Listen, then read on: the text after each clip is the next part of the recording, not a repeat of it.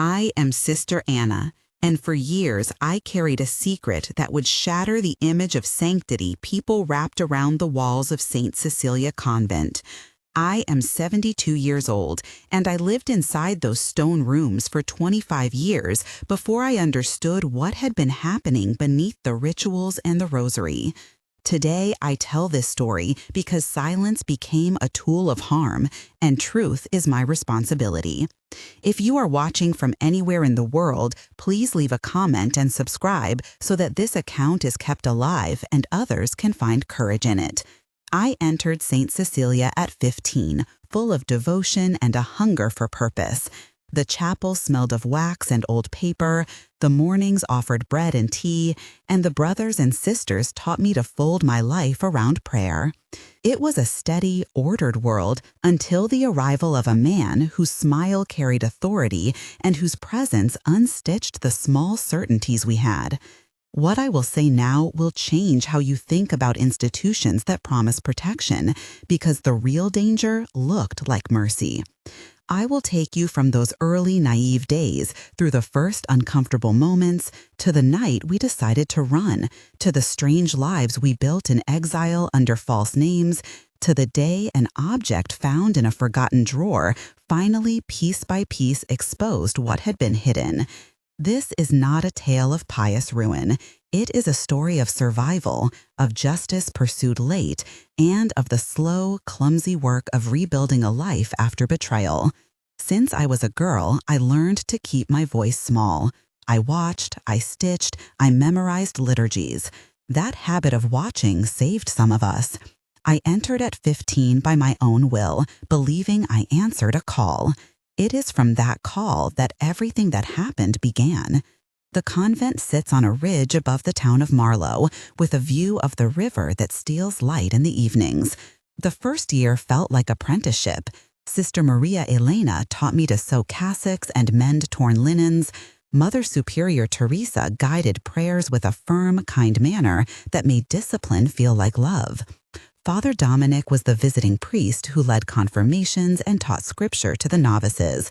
Sister Lucille handled the bakery and always left a slice of warm cake wrapped in cloth for anyone who looked tired. Miguel Rivera, a delivery man who supplied the convent with candles and soap, became someone I trusted when the world outside seemed too loud. Elena Santos lived across the lane and sold eggs to the kitchen. Rafael Ortiz was the local reporter who smiled with curiosity but never pride. Dr. Helen Park was the town psychologist who later would help me understand what I could not name. These names anchor the place in memory. The convent routines created a texture of life. Mornings began with the bell at 5, with cold stone under bare feet and the taste of bread eaten in silence while dawn brightened the chapel glass. The air smelled of incense and soap. We spent afternoons with chores, reading, teaching local children, and tending the small vegetable garden behind the refectory. Laughter happened quietly over tea. At first, it felt like a shelter. People who knew us called Saint Cecilia modest and pious. They saw black habits and bowed heads and assumed safety. I remember the softness of the rug in the novitiate parlor and the way sunlight hit the windows at noon so that dust motes looked like slow angels. None of that prepared me for the man who arrived in the autumn of my second year, whose presence thickened the air like storm pressure. He was introduced as Father Gabriel Caro, a priest assigned to help with spiritual direction and to oversee certain charitable works. His papers were presented with ceremony. Mother Superior smiled when she announced him, and we greeted him with reverence. At first, he was charming. He brought new books, organized lectures, and spoke of outreach programs with passion. He had a habit of standing very close during prayers and a way of listening to confessions that felt like attention turned inward. I noticed small things before anyone else. A hand that lingered on my shoulder when he offered consolation. A question asked in confession that felt less like counsel and more like excavation. He asked me once in private if I struggled with purity, and then pressed his hand to my wrist as if testing for a pulse. I shifted away. "Sister Anna, you do not need to be afraid," he said with a voice as soft as velvet. "Trust in the sacrament of confession." "I trust," I replied, but my stomach tightened. The first subtle incident arrived as a pattern that only the quiet could map. Sister Lucille seemed distracted the next day, and later shaved bread into a corner to hide her hands for fear of trembling. In the laundry room, I found a handkerchief folded oddly in Sister Maria Elena's pocket. It smelled faintly of cologne and something metallic. She laughed off my questions, but did not sleep that night. The convent that had been a place of measured rituals became a place of small traps where our privacy was eroded by the guise of spiritual correction. We told ourselves it was imagination, a misread gesture, until it was not. The first time I tried to speak about it, I went to Mother Superior. I remember the corridor light, the click of my shoes on stone, the taste of copper in my mouth. "Sister Teresa, there are things I do not understand," I said, naming the discomfort. She folded her hands and listened attentively on the armchair by the window. Her face carried both worry and a faculty for weighing issues slowly like a scale. "Tell me," she said. I told her about the hand at my wrist, about the confessions that felt like questions deepening into promises, about how Sister Lucille was jumpy around him. She nodded, and then she patted my knee. "You must be cautious with accusations," she said. "This man has done much good for our outreach. We must protect the mission." Her words landed like a lock. I felt reverence contorted into caution. "But Mother, he is a man with authority," I pressed. "He can make it impossible for us if he chooses." She sighed. "I know, so be careful. Keep to your prayers and to your duties. I cannot throw light on every shadow." That exchange taught me how institutions absorb doubt into routines rather than answer it. It taught me the precise mechanics of silence that are not violent by design, but by effect. A scene of subtle menace arrived when Father Gabriel insisted on private study with younger novices. He proposed scriptural readings and asked some of us to stay behind after Vespers. On that night, the chapel smelled of melted wax, and his voice lowered like a tide. "Sister Anna, you have a sharp spirit. You must learn how to shape it." "I want to learn," I said. He sat very close, and his breath smelled of port wine. He leaned forward and said, "There are ways to serve that are deeper than the rituals. I can guide you." I remember hearing the rafters above, as if the building itself were listening. I became aware of my skin as a border, of how gently someone could cross it under the pretense of mentorship. Sister Maria Elena later told me she felt watched at work, that someone would stand near the pantry and silence would come when he walked by. In one of those private sessions, he asked what my parents had said when I took my vows, and whether I had ever been courted. "No," I admitted. He took my hand and said, "Then I will attend to those needs." The physicality of that sentence was its own assault. In the month that followed, other small violations accumulated like pebbles that would later form a dam.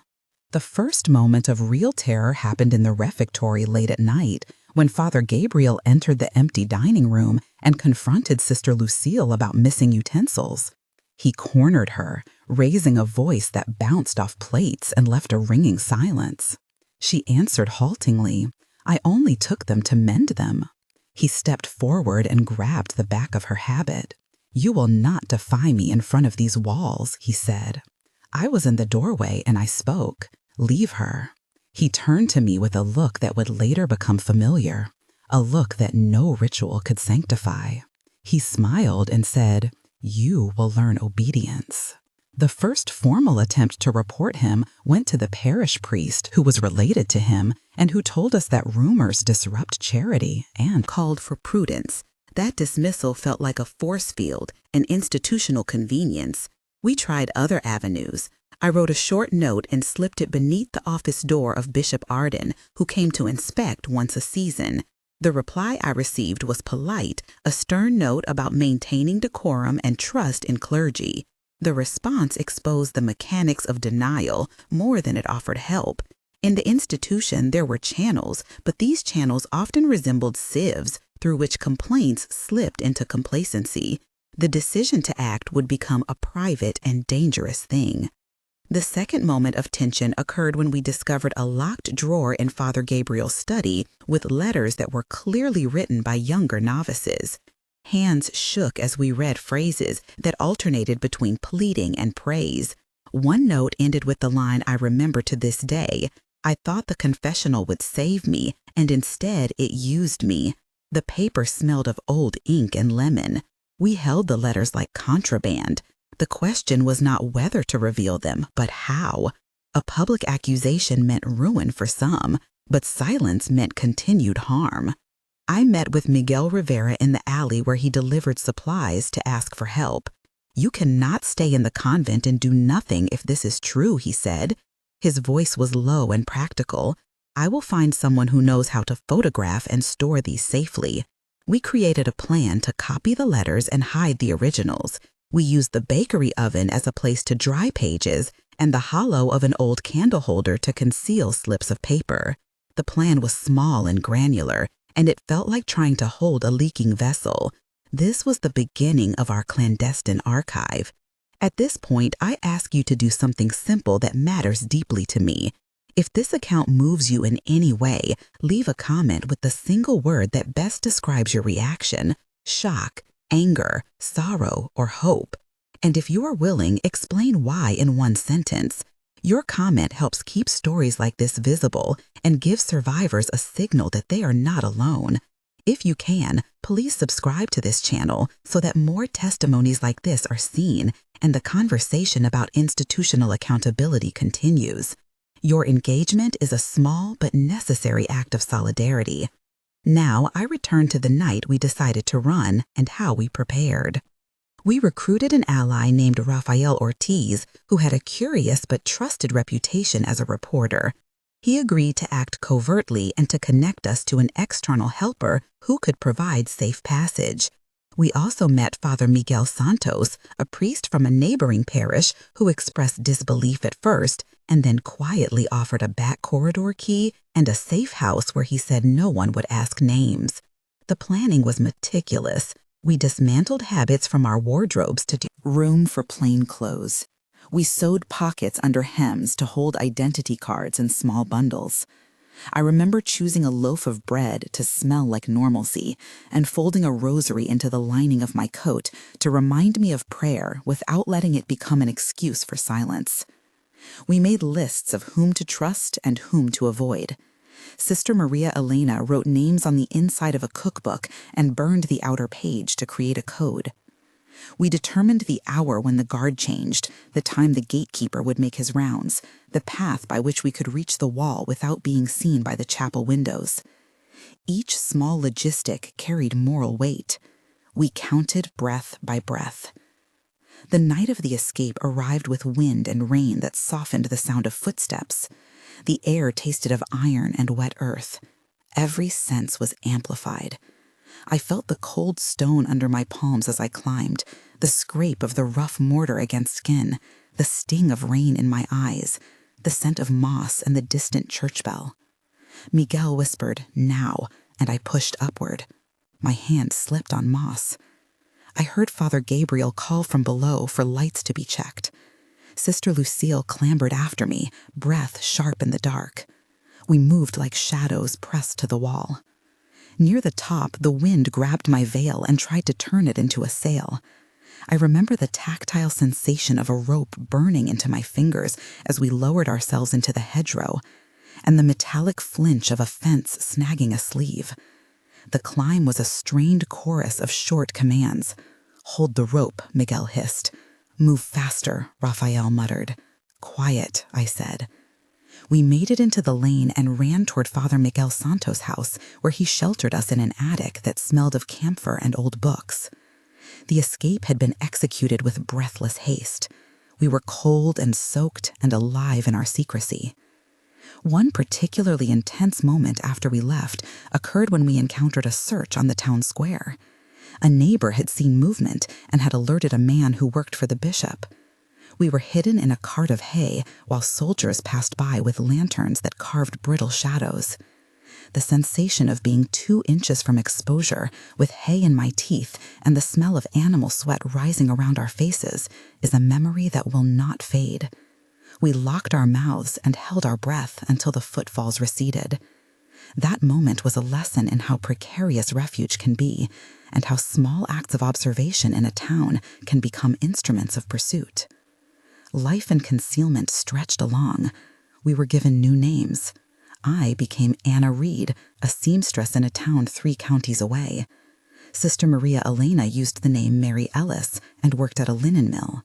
Sister Lucille took a job bakery under the name Lucy Kane. We moved often. Jobs were the scaffolding of anonymity. We learned to answer to names that felt foreign and to hide scars behind careful smiles. The lodging smelled of coal and unfamiliar soap. We changed addresses with the rhythm of work seasons. People I would later call co-conspirators appeared in our lives. Raphael used his contacts to secure false work papers. Miguel Rivera brought news and food and occasionally risked his own safety to deliver letters. Elena Santos found a way to send packages wrapped in plain paper.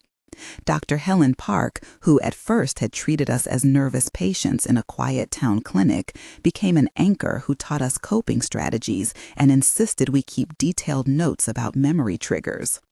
The names of secondary characters expanded into a network that was practical, imperfect, human. My backstory is a map of choices and losses that shaped my willingness to speak. I came from a household that was careful with love. My mother died when I was 12, and my father worked long hours at the docks. I learned to make quiet my default posture, to fold loneliness into tasks. At 13, I discovered a small book of psalms that a neighbor left behind, and I found comfort in the cadence of lines that spoke to endurance. At 15, I entered Saint Cecilia with the naive conviction that sacrifice was a form of purity. Formation at the novitiate taught me discipline and a capacity for service, but it also taught me to subordinate my doubts to communal obedience. The turning point came when I realized that obedience had been used to place me and others under authority without accountability. Losing my mother had prepared me to be self-sufficient, but it did not prepare me for institutional betrayal. In the present, I carry a blend of those histories. I still turn to prayer, not as escape, but as a way to steady nerves. I stitch as therapy and as livelihood. I have learned that survival is not only a physical act, but a moral reconstruction of how to live with memory. That backstory informs why I could not remain silent. My past taught me to survive, and that survival became the seed of testimony. During our years in hiding, some of us married or formed quiet partnerships that never bore the flash of public weddings. We buried sisters under assumed names in cemeteries far from their birth towns. I attended funerals where no one could speak of the life they once had. We mourned privately. People like Rafael Ortiz continue to work the edges, acquiring documents and discreet photographs. The network expanded to include Judge Marcus Hale, who would later show discretion and interest in cases of institutional abuse, and an archivist named Julia Mercer, who scanned documents for our legal team. Each person played a role. We also suffered losses. Sister Maria Elena died of an infection that might have been treatable. Earlier we had regular medical care. Her funeral was a small gathering with an unmarked grave. The grief of these losses accumulated. One of the most difficult decisions was to keep some of our experiences from families who might be harmed by public association. I wrote letters to my father under false names, and after a long silence, he stopped answering. The loneliness of being hidden from those you love is a particular cruelty. Yet there were small acts of kindness. Elena Santos smuggled us eggs and fruit. Miguel once gave me a carved wooden cross that I keep to this day. These human details kept us tethered and humane. At a point when I believed the past would remain sealed, we found an object that changed everything.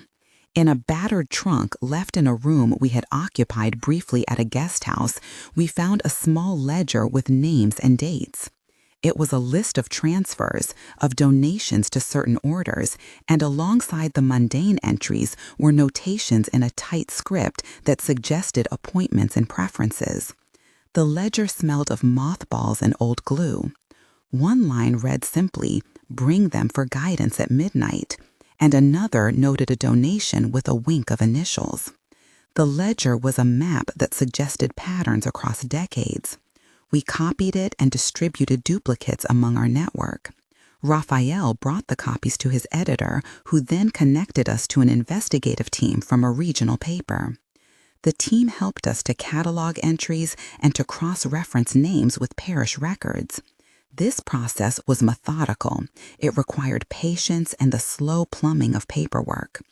A technical description of how we handled evidence is necessary because it formed the backbone of later legal work.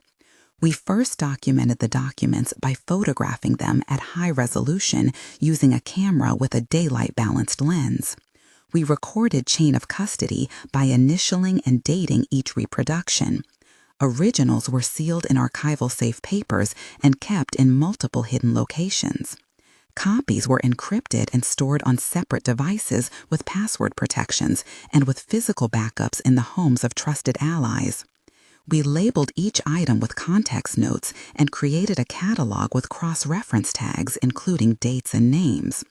The cataloging process made it possible to construct a timeline that investigators could later use.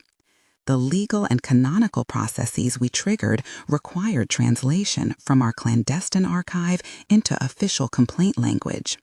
We submitted a formal complaint to diocesan authorities and to civil prosecutors. The Cathedral Tribunal opened a canonical inquiry which documented testimonies and asked for corroboration. The civil process required affidavits and forensic corroboration. Each affidavit was notarized, and DNA or physical evidence, when available, was logged with a forensic lab according to standard protocols. The canonical process has its own terms and timelines, which include an initial investigatory phase, an assessment, and potentially a referral for further canonical trial. The civil investigation ran on a separate track and required coordination. So, that testimonies did not jeopardize either process. We worked with lawyers who specialized in institutional abuse to ensure that statutes of limitations and evidentiary standards were respected. This coordination was slow and sometimes disheartening, but it was precise and necessary. One moment of tension that stayed with me occurred in the courtroom hallway when a man representing the diocese tried to question whether our memories were reliable after so many years. He said with a practiced smile, "Memory is malleable. Time changes things." I looked at him and answered, "Your memory is not a convenience. It is testimony." The exchange felt like a trial of identity as much as fact. The courtroom air tasted of coffee and paper. My palms were damp. Another peak tension took place when Father Gabriel learned an investigation had begun, and he attempted to contact relatives of some of the plaintiffs, using charm and subtle threats to dissuade them. He called with a voice that promised mercy and with whispers about reputational harm. We recorded a conversation where he asked one woman to reconsider and told her the community would be punished if she persisted. That recording later became a piece of evidence. A third severe moment was a private meeting with Bishop Arden when he asked me to reconsider public allegations and offered to relocate Father Gabriel rather than answer questions. He said, "Institutional preservation sometimes requires difficult choices." I said, "No, preservation at the cost of safety is betrayal." The bishop listened and then said quietly, "There will be consequences for you and your sisters if this escalates." I left with my throat raw. That encounter clarified how close collusion and protection can be when institutions value reputation above people. Our case moved into the public when Raphael published a lengthy investigative piece based on the ledger and corroborating documents. The town reacted with shock and denial. People I had known all my life turned away. A public inquiry followed, and the local diocese stripped Father Gabriel of his active duties pending investigation. He appealed, insisting on his innocence. The process of public disclosure was messy. Some called us liars, and some thanked us for bravery. The media attention forced the diocese to open files and for the court to set hearings. In the legal process, a judge ordered access to personnel files and transfers. The canonical tribunal convened hearings and at one point asked for witness statements to be presented in the ordinary course. The civil prosecutors asked for corroborative evidence, including dates and written communications. Our archival work allowed cross-referencing vague notes with donation records and travel logs, which placed Father Gabriel in certain towns on specific dates. During testimony, I was asked to recount in detail events that I had spent years sealing in the private folds of memory. The act of telling in court was physically painful, but also cathartic. The room smelled of furniture polish, and my words seemed to expand into the air and fill it. "Did you ever consent?" a lawyer asked in a dry voice. I answered no. "Were you coerced?" I said yes. My responses were precise. I described the sequence of little violations and how they accumulated. The day the court recognized the pattern of abuse as systemic rather than isolated felt like a minor vindication. Father Gabriel was found guilty in a trial of moral misdemeanors within the canonical court and was removed from public ministry. Civil charges advanced, and although limitations of time and evidence complicated full criminal punishment, he faced penalties that removed his capacity to serve in institutional roles. The fallout after the revelations was complex. The convent property was investigated, and historical records were opened. An independent audit revealed patterns of transfers and quiet reassignment of priests who had complaints attached to their files. The city created a community fund to support survivors and a legal clinic that offered free counsel to women and men who brought forward stories. A small memorial garden was planted outside the old convent gate with plaques bearing names of those who had no graves we could locate. The Saint Cecilia Survivor Center was formed in the town to provide therapy and legal support. These outcomes did not erase the past, but they carved a path forward. 1 month after the major article was published, the immediate shock was still raw. Families read court transcripts and neighbors debated. The convent building was shuttered for a safety review. Our community of survivors met in a rented space with Dr. Helen Park facilitating. We were nervous and hopeful at once. In that first month, grief was a daily visitor and solidarity a quiet refuge. We began to receive letters from people who had experienced similar abuses in other towns. The center opened a hotline and hundreds of calls came in. We had to adapt quickly to triage needs and to set up shelter protocols. The public was divided, but a core of local citizens formed a support network and offered beds and meals. The memory of the first month is a raw ledger of emotions: anger, fear, relief, and a deep fatigue. Practical matters dominated our days. Lawyers prepared statements and activists organized petitions. We met with municipal officials and asked for better measures to report institutional abuse. The Survivor Center established a helpline and an online resource page and started counseling groups that met twice a week. In that month, I learned the power of a community organized around care. The emotional atmosphere resembled a storm in slow motion. We were caught in the wind, but we had each other. 3 months after the revelations, public systems began to show change. The diocese initiated a series of reforms, including mandatory reporting training for all clergy and staff, a policy for background checks, and an external review board to handle complaints. The legal proceedings evolved, and a criminal inquiry looked at potential obstruction of justice in prior transfers. The survivors group held a public forum where we invited experts, including Judge Marcus Hale and Dr. Helen Park, to speak about trauma-informed care and legal options. Attendance was larger than we expected. People who had been silent began to speak. The Survivor Center raised funds and partnered with local shelters. We also launched a campaign to persuade the state legislature to extend the statute of limitations for institutional abuse cases and to increase funding for forensic services. The community slowly shifted from outrage to action.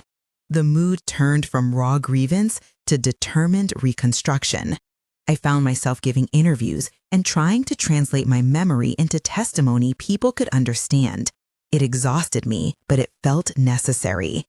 I was still learning how to live with the past while shaping a future to keep others safe. 6 months on, the rudiments of repair were in place and the small victories accumulated. Father Gabriel faced restrictions and received canonical censure that forbade him from active ministry and compelled him to undergo treatment. The civil system imposed fines, and a settlement fund was established for claimants who chose to accept compensation instead of pursuing lengthy trials. The Survivor Center hired additional counselors and launched a scholarship fund for girls from vulnerable backgrounds to ensure education and oversight. Our memorial garden was officially dedicated, with names read aloud and candles lit. Personal restoration came unevenly. I reconnected with an estranged sister who traveled to the ceremony, and we shared a slow conversation about what had been taken and what remained. We planted a tree in memory of those lost. On a personal level, I found ways to stitch my days with work and with testimony and with learning to make peace where possible. The town began to change policy and culture and to hold institutions accountable more publicly. It did not erase pain, but it did create systems to reduce future harm. I still wake to the memory of the convent bell, but its sound now registers also as a call to vigilance. In the course of this journey, names that became essential were many. Mother Superior Teresa, for whom I felt affection and then disappointment. Father Dominic, the visiting priest with quiet ways who testified for us. Father Miguel Santos, who offered refuge. Miguel Rivera, who smuggled documents and food. Rafael Ortiz, the reporter who risked exposure to publish the ledger. And Julia Mercer, the archivist who cataloged evidence. Dr. Helen Park, who guided therapeutic work, and Judge Marcus Hale, who listened with unusual care. Each person moved the narrative from private suffering to public accountability.